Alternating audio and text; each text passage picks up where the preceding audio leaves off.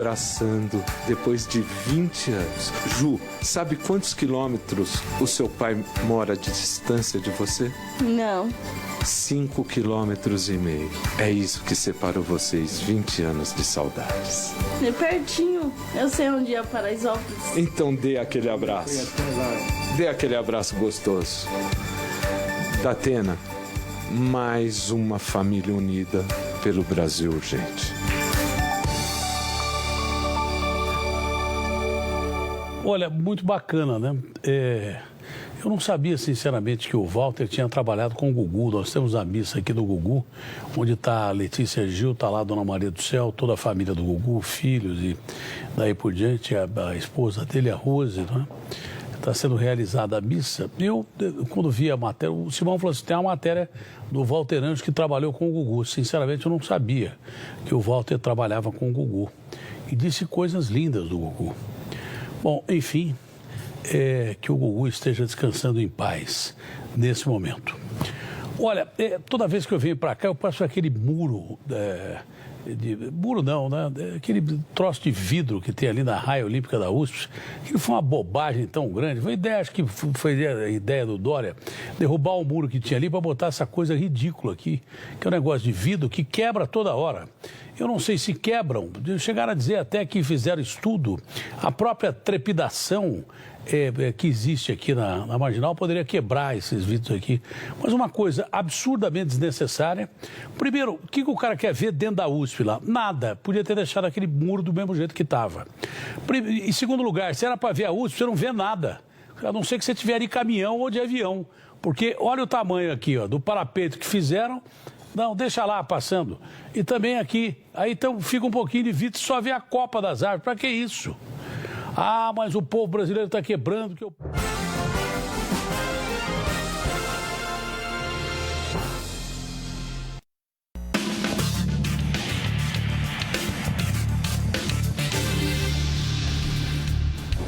No ano que vem tem eleições municipais. Todos os prefeitos são eleitos no Brasil todo, aqui no Paraná, esse mesmo trabalho, que vai ser levado adiante pelo Tribunal Eleitoral aqui do nosso estado, Tribunal Regional Eleitoral. E nós vamos conversar com o mais novo integrante, que agora é juiz do TRE, advogado até esse momento e passou agora, a partir da nomeação do presidente Bolsonaro, a também integrar o TRE aqui do Paraná, que é o doutor Tiago Paiva dos Santos. Ele até aqui tinha a atividade como advogado e também participante, diretor do Instituto Paranaense de Direito Eleitoral, que atua aqui no nosso estado há muito tempo. Doutor Tiago, vamos falar agora dessa nomeação. O que significa isso? A partir de agora, então, tem que trabalhar efetivamente pensando no ano que vem, nessa organização para o ano que vem das eleições. Isso, Vili. Fiquei muito feliz com a nomeação. Foi uma escolha a partir de uma lista tríplice pelo Tribunal de Justiça aqui do estado do Paraná, que depois seguiu para o presidente da República. A nomeação foi na quarta-feira da semana passada e nessa segunda-feira agora já tomei posse. Fiquei muito feliz porque acabei representando toda a minha geração de jovens advogados que agora passam a ocupar também um cargo importante como esse no TRE do Paraná. No seu caso, é o mais jovem, então, até aqui? Pois é, soube isso no dia da posse, mas vi com muita naturalidade, né? Sempre trabalhei bastante, me dediquei bastante nos estudos e acabei chegando até aqui na forma natural através do trabalho. Sua idade hoje? Tenho 34 anos. E veio do interior do Paraná? Isso, vim da nossa bela cidade de Maringá. E há muito tempo já está aqui em Curitiba? Estou em Curitiba há 10 anos. Assim que me formei, vim para cá para trabalhar no escritório de advocacia e estou aqui desde então, desde 2009. É um desafio grande para essa equipe toda do Tribunal Regional Eleitoral. Nada pode estar errado, porque está todo mundo olhando, aquela emoção que existe e a competição eleitoral. Então, o TRE não pode ter nenhuma falha. E, historicamente, a gente até tem que reconhecer que o TRE do Paraná sempre foi o primeiro. Isso vem lá dos anos 80. Mesmo na época que parcialmente era manual ainda, os resultados saíam em primeiro lugar. Isso, na verdade, essa questão do Tribunal do Paraná ser o primeiro é resultado de todo um histórico de muita eficiência no trabalho. As eleições no Brasil são organizadas pelo Poder Judiciário. Então, isso favorece muito que a organização seja perfeita, estruturada e tenha uma gestão sólida, passado de tempos com muita qualidade, né? A Justiça Eleitoral passou a existir com o governo Getúlio Vargas, lá em 1932, passou por alguns períodos que foi suprimida, mas desde então ela segue uma rotina de muita eficiência aqui no estado do Paraná Em 96, as eleições já começaram a ser informatizadas, isso avançou muito no processo. Depois, já no ano 2000, todas as cidades já estavam informatizadas com urna eletrônica, né? E hoje a gente tem esses resultados que são realmente incríveis e dignos de muito orgulho. Para esse ano, uma das novidades é o preparo, a informação, tem todo o sistema que vai dos mesários até mesmo os candidatos, as pessoas que querem se candidatar, tudo isso vai ter uma assistência, um ensino? Isso, o Tribunal Superior Eleitoral está preparando as resoluções que vão regular as eleições no ano que vem. O tribunal está fazendo audiências públicas para expedir essas resoluções e acredito que até janeiro já estejam publicadas. E ali nós teremos todo o calendário das eleições para o ano que vem. Quais serão as datas de convocação dos mesários, as datas dos treinamentos, tudo isso organizado pelos nossos competentes servidores na Justiça em primeiro grau e em segundo grau. E de que forma vai ser a partir de agora esse trabalho? Já está o TRE empenhado na próxima eleição? Nós temos um ano praticamente, né? Até um pouco menos do que um ano para a eleição do ano que vem. 399 municípios, quase 3 milhões, mais ou menos 13 milhões, deve ser hoje a população do Paraná, aproximadamente? O TRE do Paraná acabou de ganhar o prêmio Selo Ouro do CNJ. Isso significa que o tribunal atingiu diversos critérios de qualidade, desde governança, transparência, segurança e etc. Então, o Tribunal do Paraná já saiu na frente. Nós também temos já todo o processo de biometria realizado, são um pouco mais de 8 milhões de eleitores, todos devidamente cadastrados. Isso vai agilizar muito o processo eleitoral no ano que vem. O que é que muda? O que é que esse ano vai exigir um trabalho maior do Tribunal Regional Eleitoral? Olha, existem algumas regras que começam a valer para o ano que vem. Eu acho que a maior surpresa das pessoas vão ser em relação ao fim das coligações para a eleição proporcional. O que é isso? Naquela eleição para vereadores, os partidos não vão mais poder se juntar junto com outros partidos formando aquelas famosas coligações. Cada partido terá que sozinho formar o seu quociente eleitoral. E aí acaba aquela facilidade que muita gente tinha, que era carregada, então, pelo voto do grupo. Isso, alguns partidos pequenos, se não se reorganizarem e passarem a ter o maior número de candidatos, por consequência, o maior número de votos, tendem a desaparecer numa eleição futura depois das eleições gerais.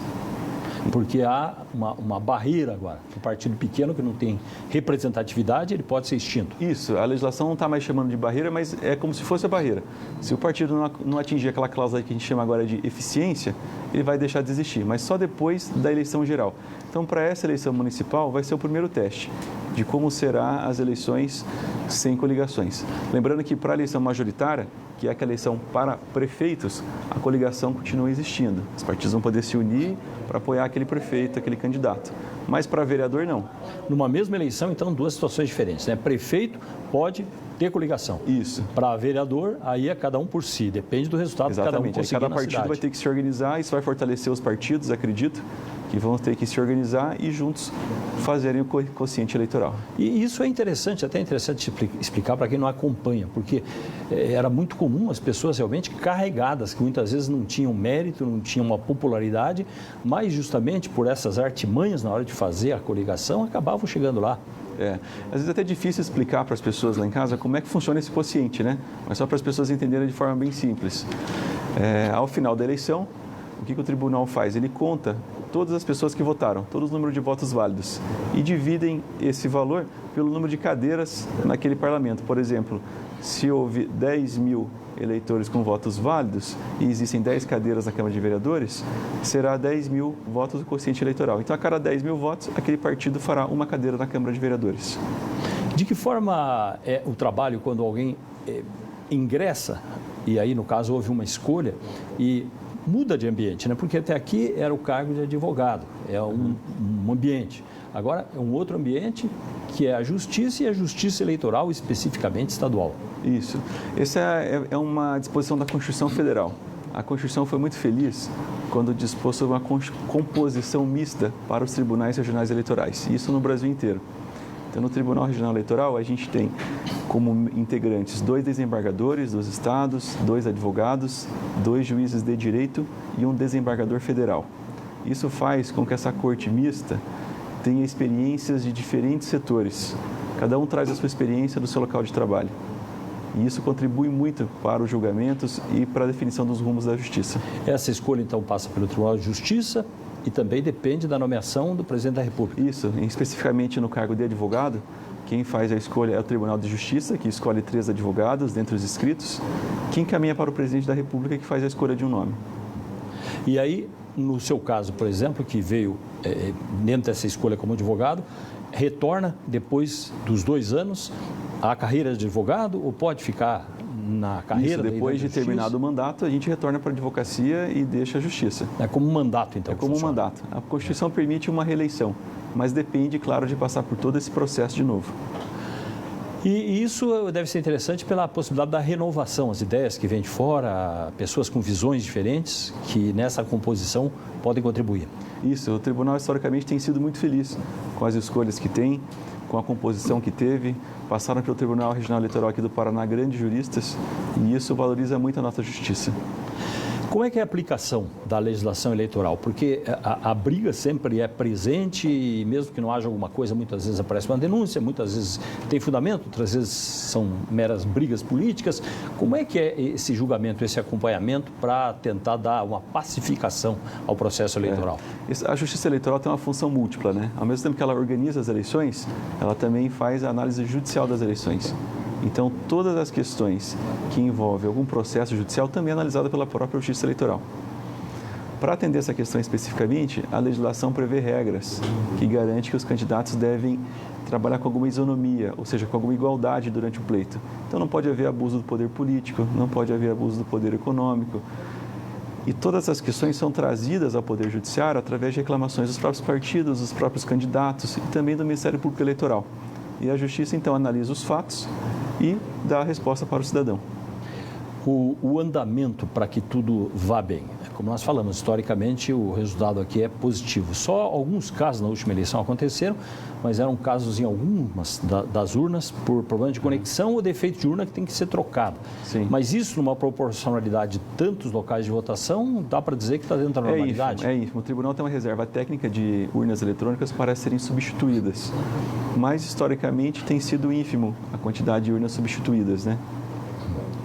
E, de qualquer forma, existe a possibilidade do eleitor, percebendo alguma coisa, fazer essa comunicação e pedir atenção do TRE para atender casos assim. Exatamente. Na época oportuna, né, a OAB também organiza alguns comitês para recebimento de denúncias, o próprio Ministério Público. Então, a sociedade se organiza para trazer essas notícias e garantir que o processo seja sempre igualitário. A sua visão sobre esse sistema eletrônico, aparentemente ele é definitivo, mas eu pergunto porque na última eleição, personagens ligadas à política e às vezes por questões partidárias e desconfianças fizeram campanha abertamente contra o sistema. Olha, a Justiça Eleitoral vê o processo eletrônico como um avanço tecnológico muito importante para o Brasil. As pessoas acreditam que muitas vezes só existe urna eletrônica no Brasil, mas não é verdade. Outros 30 países também utilizam urnas eletrônicas. Isso é um grande avanço, agiliza muito o processo eleitoral, dá uma confiança muito grande para o eleitor. Inclusive, existe a votação paralela. Durante as eleições é sorteada uma urna que já esteja instalada em uma sessão eleitoral pronta para funcionar. Algumas urnas, então, são sorteadas, elas são retiradas desse local de votação e levadas para a sede do tribunal. Ali é feita a votação paralela. O que é isso? Essa urna ela é filmada durante todo o tempo de votação e é digitado os votos nessa urna e também anotado em um papel. No final da votação é impresso o boletim de urna daquela urna e é verificado se os votos que foram digitados naquela urna estão realmente computados no boletim de urna. Isso garante a confiabilidade da urna eletrônica também, sem contar a criptografia e todo o sistema de segurança que existe por trás disso. A amostragem, já que o sistema é integrado, se funcionar em uma urna, dá a entender que todo o sistema está operando, então, exatamente. Normalmente. Esse sorteio da urna é público, qualquer pessoa pode acompanhar. E é feito sorteada qualquer urna que está lá já pronta para ser funcionada, então é feito por amostragem. É interessante porque não há um conhecimento histórico para saber como é que era antigamente, porque era coisa de semanas muitas vezes, né? E de impasse, porque às vezes parava tudo e ficava naquela briga se ia ter ou não recontagem. Era um sistema bastante complicado, até existia, as rádios faziam isso, apuração paralela para tentar antecipar o resultado. Eu vejo que a urna eletrônica trouxe uma pacificação social maior. Na medida em que as pessoas votam e já logo em seguida nós temos um resultado de forma mais rápida, nós temos uma pacificação social, as pessoas ficam mais tranquilas em saber qual é o resultado. Nós vimos nas Filipinas, nesse ano mesmo, pessoas morrendo contando voto por dias em um sistema absolutamente catastrófico, né? E isso não acontece aqui no Brasil. A participação da mulher, o que é que muda com a legislação e de que forma o TRE vai dar uma assistência e informação? Olha, nós temos visto a mulher ocupando papéis cada vez mais importantes na sociedade. E a legislação acompanhou esse anseio. Nós vimos inicialmente que existia uma cota para as mulheres serem candidatas. E a partir do ano que vem, a legislação e as resoluções irão prever também uma cota do fundo público de campanha. Então, esse valor que é destinado para as candidaturas também deve acompanhar a mesma proporção à candidatura das mulheres. Isso foi um tema muito polêmico da forma como se realizou da última vez. Esses problemas podem ser corrigidos, pelo menos em parte, com o novo sistema? Olha, vai ter que ser analisado caso a caso a justiça, né? Mas o que já prevê a legislação é que os partidos, em cada diretório municipal, vai ter que observar essa proporção. Então, aquelas candidaturas de mulheres que serviam apenas para cumprir com que fossem registrados os outros 70% de homens, vão deixar de existir. De que forma acontece um trabalho assim tão complexo, com 399 municípios no Paraná? Tanta gente votando ao mesmo tempo, tudo tem que funcionar em cada cidade.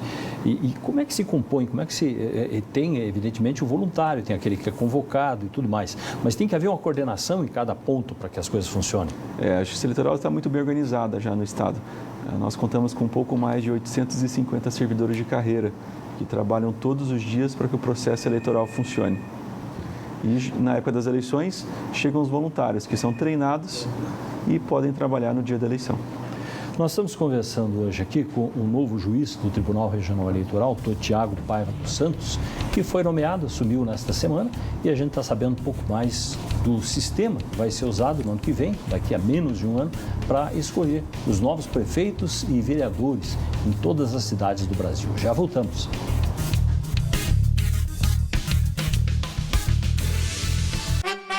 Pague menos comprando mais no Condor. Descontos imbatíveis. Aproveite. Economia tamanho família pra você. Café Melita 9,28. Na compra de 2 unidades mais 1 centavo, leve um filtro Melita. Papel higiênico Dueto Magno, leve 18, pague 16. Clube Condor 17,98. Bisteca suína Frimeza 11,90 o quilo. Alcatra com mominha ou contrafilé sem osso 32,90 o quilo. Celular Motorola Moto G8 Play. Clube Condor em 24 vezes sem juros de R$ 45. Natal Condor no passeio até 23 de dezembro. Procurando um automóvel seminovo, a Rota 8 tem pra você. Compre bem, compre com a gente, a Rota 8 é o melhor pra você. O seu seminovo está aqui, venha para a Rota 8 Veículos, pode confiar.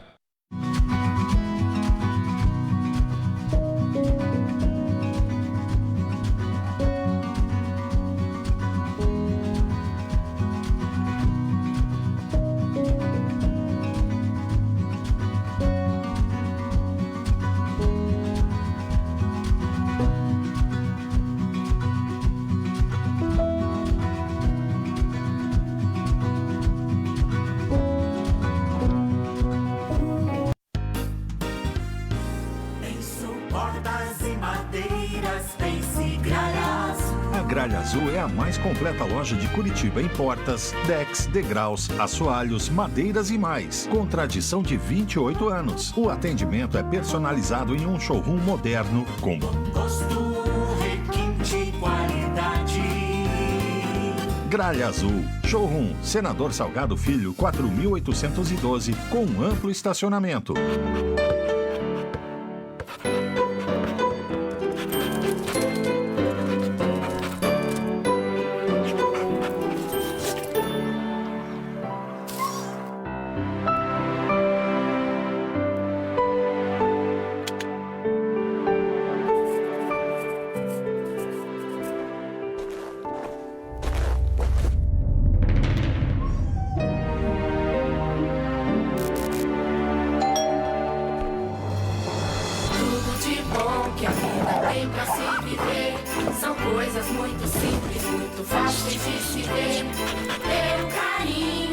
sorriso e um abraço de um amigo que está sempre ao seu lado. Poder estar, poder sonhar, poder viver. O amor vem com laço do Condor. O Condor deseja um Natal mágico, emocionante e feliz para todas as famílias.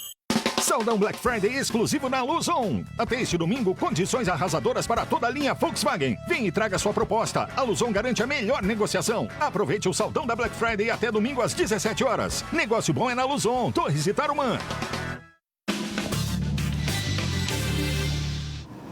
Hoje falamos sobre as eleições do ano que vem. Vamos escolher prefeitos, vereadores em todas as cidades do Brasil. E é o nosso assunto com o novo juiz eleitoral do Tribunal Regional Eleitoral, Tiago Paiva dos Santos, assumiu agora, nesta semana, e está conversando com a gente sobre este trabalho. O que mais se fala no Brasil hoje é a fake news. Como é que o tribunal trabalha aqui regionalmente com este assunto? E certamente muita polêmica vem aí adiante, porque a internet passou a ser decisiva no processo eleitoral. Exatamente. Já há bastante tempo se fala que a internet vai ocupar um papel importante nas eleições, né? Isso já se falava em 2014, acabou não acontecendo, depois em 2016 e finalmente em 2018. É possível dizer que a internet teve um papel decisivo no resultado das eleições. E como a internet é um território muito amplo, né, difícil de ser acompanhado, surgem as fake news, né, que são essas notícias com cara de verdade, mas que na verdade buscam transformar o estado mental do eleitor, induzindo ele a algum erro sobre algum fato ou alguma pessoa. O tribunal depende que as pessoas tragam essas notícias de fake news para que elas sejam apuradas, né? Quem que traz isso? São as pessoas legitimadas para isso. O Ministério Público Eleitoral, os partidos políticos, os candidatos. E aí é importante ter uma velocidade na denúncia e na apuração, porque o estrago pode ser de um dia para outro, a partir de uma fake news que venha mudar o resultado da eleição. Exatamente, é preciso ter uma ação muito rápida para que esse conteúdo seja retirado do ar, investigado e até mesmo algumas propagandas anônimas, né, que também é proibido por lei. O problema com relação à fake news é que a maior parte da população, por ser um fenômeno novo, não sabe diferenciar o que é notícia do que é notícia falsa. E muitas vezes é muito comum aceitarem as notícias falsas como verdadeiras, por não ter esse critério de um comparativo, de uma verificação. Isso. Nós sempre pensamos em que como combater a fake news. Claro que existem instrumentos na lei para combater de forma imediata quando ela acontece, mas a melhor prevenção é a educação do povo brasileiro. As pessoas, antes de compartilhar algum conteúdo que para ela parece confirmar uma coisa que ela já acredita, que ela, na verdade, antes confirme aquela notícia, que ela procure num veículo de comunicação que ela confie se aquela notícia é verdadeira ou não, para só depois compartilhar na internet. E esse trabalho, então, o TRE vai se preparar também para fazer esse acompanhamento das denúncias e da atitude a tomar em cada caso que apareça algo assim. Exatamente. É necessário aplicar a legislação que existe para esse combate, para garantir que o eleitor seja livre e tome uma decisão com base na sua consciência. O financiamento público, o que é que mudou para essa eleição? Nós já tivemos na eleição passada a proibição de doações de pessoas jurídicas. Somente pessoas físicas poderiam doar. Quanto que a pessoa física pode doar? 10% do que ela ganhou no ano anterior. E junto com a doação da pessoa física, também hoje existe o financiamento público de campanha. São dois fundos que existem hoje.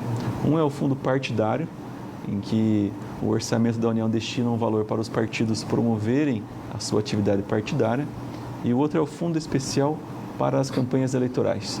Esse fundo também recebe recursos da União. No ano passado ele recebeu aproximadamente 1,8 bilhões. Neste ano esse valor deve ser um pouco maior que isso, e esse valor então é destinado para que os candidatos e partidos políticos promovam a divulgação das suas ideias.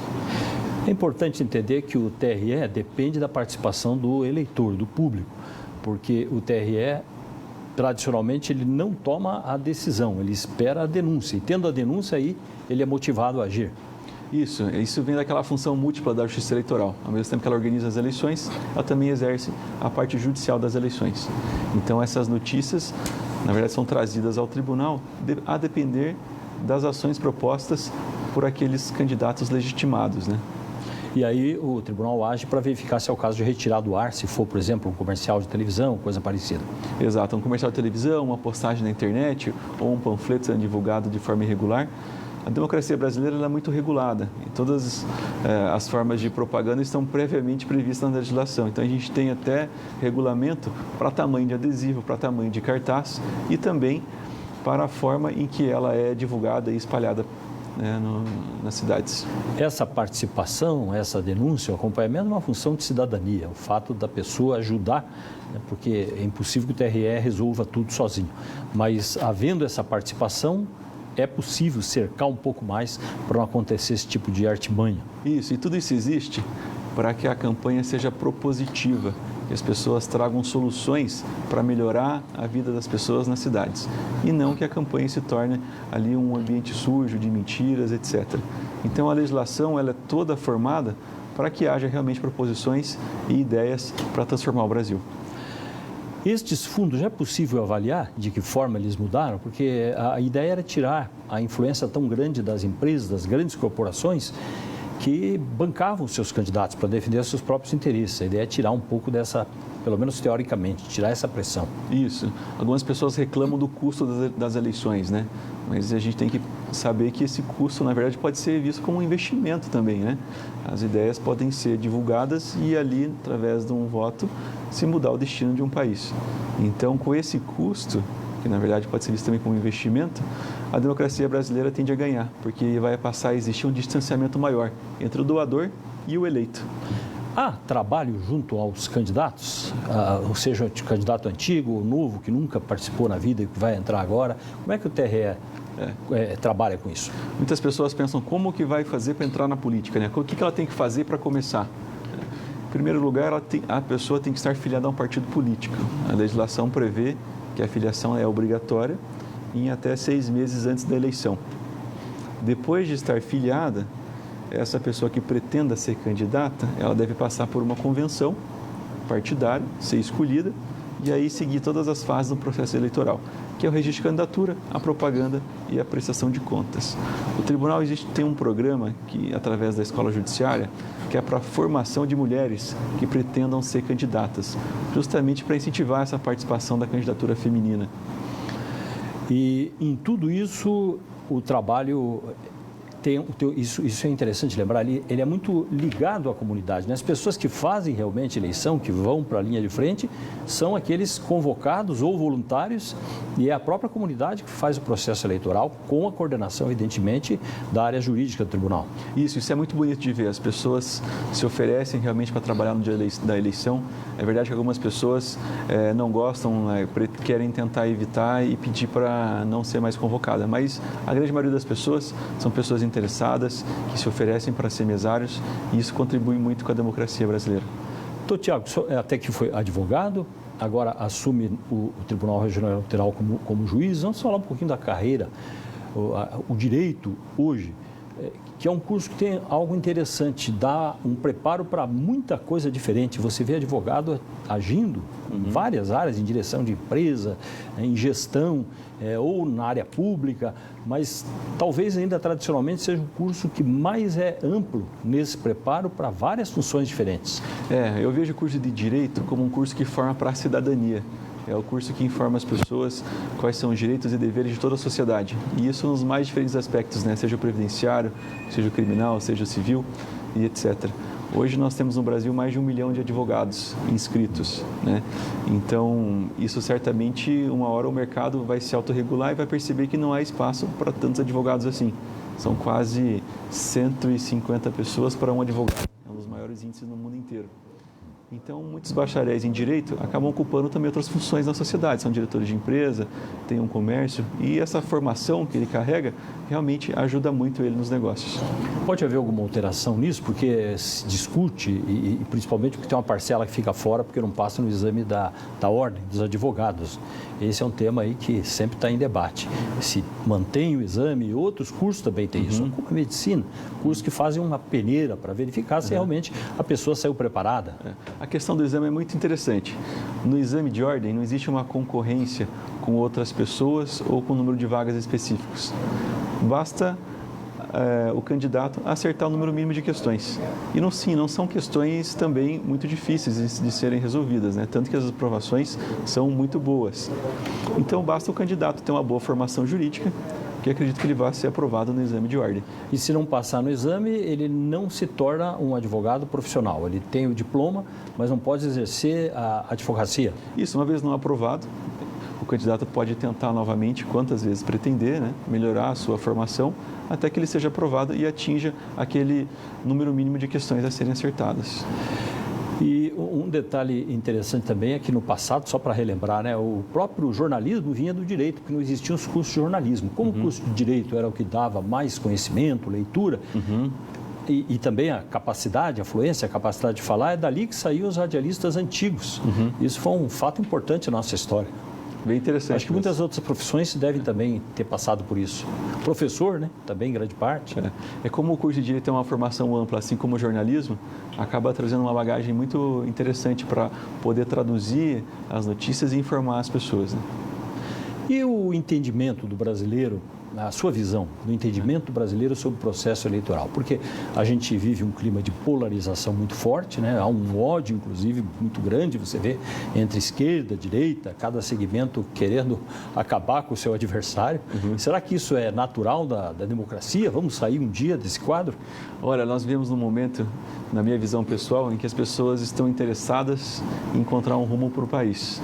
Eu acho que essa polarização, apesar de existir uma tensão, muitas vezes, ela é muito boa, contribui bastante, que já se foi o tempo em que as pessoas não estavam interessadas. E hoje nós estamos no tempo que todo mundo tem uma opinião. E isso ajuda muito no debate. Melhor do que a apatia, né? Melhor do que a apatia. Desde que não se pegue na rua, está tudo bem. Mas o Brasil tem jeito, Vili. Eu acho que o Brasil é o país que alimenta 20% da população mundial. O Brasil hoje já é quase a 6ª economia do mundo. Então, o Brasil vai encontrar realmente o rumo e vai ser ainda um dos melhores países do mundo, com certeza. Sucesso no seu novo trabalho lá. Muito obrigado pela presença com a gente. Eu que agradeço. Satisfação. Muito obrigado.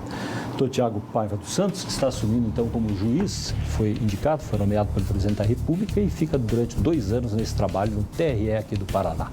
Nosso site para você entrar em contato sobre a história brasileira, memoriabrasileira.com.br. Obrigado por ter ficado aqui na Band.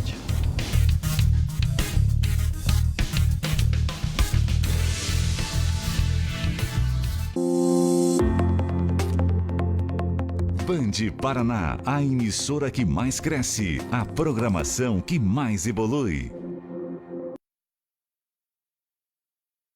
O governo vai enviar ao Congresso na semana que vem proposta para ampliar o Bolsa Família. Equipe econômica estuda de onde tirar dinheiro extra para o programa. Uma semana após 9 mortes em baile funk, vítimas são homenageadas e policiamento é reforçado em Paraisópolis. Estados Unidos e Irã fecham um acordo para a troca de prisioneiros. Cientista iraniano e estudante americano são libertados. Novos protestos na França. Coletes amarelos engrossam manifestações contra a reforma da Previdência. Mulher presa por racismo contra taxista em Belo Horizonte paga fiança de R$10 mil e deixa presídio. Decisão da Justiça de São Paulo reacende o debate sobre direitos trabalhistas dos motoboys. Na última rodada do Brasileirão, a luta de Cruzeiro e Ceará contra o rebaixamento. O último treino antes do jogo que vai definir se Cruzeiro segue ou não na Série A foi com os portões fechados. E os encantos do Natal, Papai Noel radicaliza em São Paulo e crianças mantêm tradição em Curitiba.